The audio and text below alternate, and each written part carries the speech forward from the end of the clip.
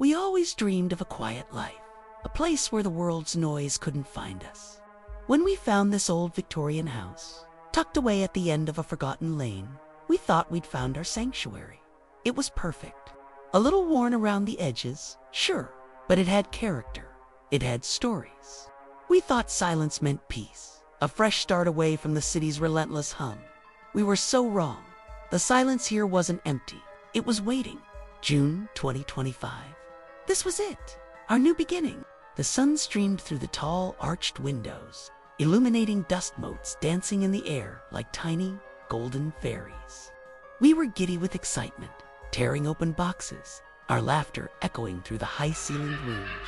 Every corner we uncovered felt like a promise. The grand staircase, the sprawling living room with its marble fireplace, the sun-drenched conservatory. It was a dream. We pictured Christmases here, future children running down these halls. The house felt welcoming, its old bones groaning a friendly hello. We filled it with our things, our hopes, our noise. For a little while, we believed this place was ours. It was in the attic, tucked away in a dusty corner beneath a canvas sheet that I found it. A small, ornate music box, crafted from dark, polished wood and inlaid with mother of pearl. It was heavy in my hands, cold to the touch. Despite the layers of dust, it was beautiful. Curiosity got the better of me. I wiped it clean and found the tiny metal crank on its side. I hesitated for a moment, then gave it a slow, deliberate turn. The mechanism inside groaned, protesting after what must have been decades of disuse. Then, a melody began to play. It was a simple tune, but hauntingly off-key, each note tinged with a strange, metallic echo that seemed to linger in the air long after it was played. The sound was unsettling. It felt like it didn't belong, a broken lullaby in our happy new home. I quickly closed the lid, but the discordant tune seemed to hang in the silence of the attic, a prelude to something I couldn't yet understand. That first night, the house changed. The warmth of the day had bled away, replaced by a deep, invasive chill that had nothing to do with the temperature. We lay in bed, the moonlight casting long, skeletal shadows across the floor. The familiar creaks and groans of an old house were there, but underneath them, something else. A low, persistent hum, almost too quiet to hear, like electricity buzzing in the walls. I tried to ignore it, to dismiss it as the house settling, but then I heard the whisper. It was faint, a breath against my ear, forming a single, chilling phrase. Stay, ... Quiet. My blood ran cold. I sat bolt upright, my heart hammering against my ribs. Did you hear that? I asked, my voice barely a whisper itself. My partner stirred, mumbling sleepily. Hear what? They hadn't heard it. Was I imagining it? The hum was gone, the whisper faded, but the fear remained, a cold knot in my stomach. The silence that followed was no longer peaceful. It was heavy, watchful. The next few days were a blur of unease. The whisper returned, always at the edge of hearing, always when I was alone. Don't make a sound. They're listening. The house that had felt like a dream was quickly becoming a nightmare.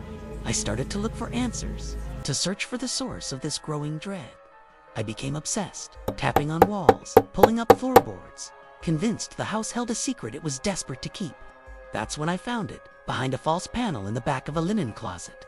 A door, small, almost childlike in size, and completely hidden from view. My hand trembled as I turned the old brass knob. It opened into a narrow, suffocatingly dark passage. The air was thick with the smell of dust and decay. Following the passage, I found a small, hidden room. In it, a collection of old sepia-toned photographs scattered across a small table. They showed a family, their faces grim, their eyes hollow. A mother, a father, and a little girl, all posed rigidly in front of this very house. In every single photo, the little girl was holding the music box. On a small, dust-covered desk in the corner of that hidden room, I found her diary. The leather cover was brittle, and the pages crackled as I turned them, their edges yellowed with age. The entries were written in a child's looping, frantic script. Daddy says we must be quiet. The house doesn't like noise. It makes the silence room angry. My heart pounded as I read on. Mary played her ball in the hall. The humming started. Now Mary is gone. Mama cries when she thinks no one sees. The entries grew more desperate. The music box is the only thing that keeps it away. Its song is the only sound the house allows, but the song is getting weaker. The last entry was barely legible, the ink smudged as if by tears. It's coming for me. I can hear it humming in the walls. I have to be quiet, so very, very quiet. As I read, the faint, off-key melody of the music box began to play from downstairs, faster and more frantic than before, a discordant alarm in the suffocating silence. I ran from the hidden room, the diary clutched in my hand, the music box's frantic tune pulling me toward the living room. The lights began to flicker violently, casting the room in a strobe of light and shadow. The music grew louder, more distorted, then suddenly it stopped, and with it, everything stopped. The air grew thick, heavy.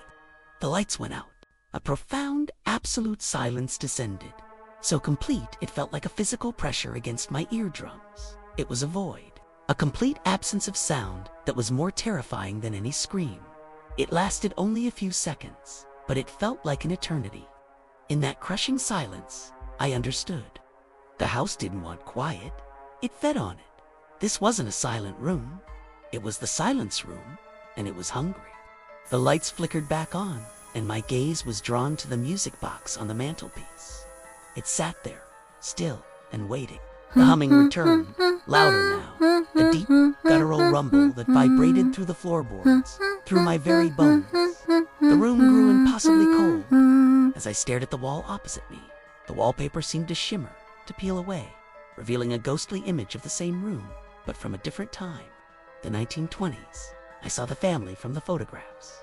The father, his face a mask of terror, was backing away into a corner. The mother was on her knees, sobbing silently. And the little girl, she stood in the center of the room, her back to me, holding the music box. She turned her head slowly, her face pale, and her eyes wide with a fear that transcended time. A shadowy, indistinct form began to coalesce in the corner of the 1920s room, a patch of darkness that seemed to absorb the light. The girl let out a silent scream, and as the shadow lunged, a piercing shriek tore through the house, a sound from both then and now, echoing into a final, horrifying fade to black. We left that day. We didn't pack. We just ran. We drove until the sun came up, leaving the house and its suffocating silence behind. We never looked back. Sometime later, we heard the house had been sold again. A new family, full of life and hope, moving their boxers into the beautiful old Victorian at the end of the lane. We saw a picture online. They were smiling on the porch, so excited for their new beginning. They didn't know. They couldn't know that some bargains cost more than silence. They would learn, just as we did, that the house is always waiting. It's always listening, and it's always hungry. The final image was from the real estate listing. A pristine photo of the living room, clean and empty, waiting for its new owners. The sun shone on the polished mantelpiece, and there it sat, the music box. For a terrifying split second, I thought I saw a face in its gleaming reflection. Not my face, not the new owner's face, but the pale, terrified face of a little girl trapped within the wood and brass. Then, just as quickly, it was gone, leaving only an empty, silent room. The silence is never empty. It's just waiting to be filled. Thanks for watching. If you enjoyed this, please like, share, and subscribe for more stories from the shadows. Stay safe out there.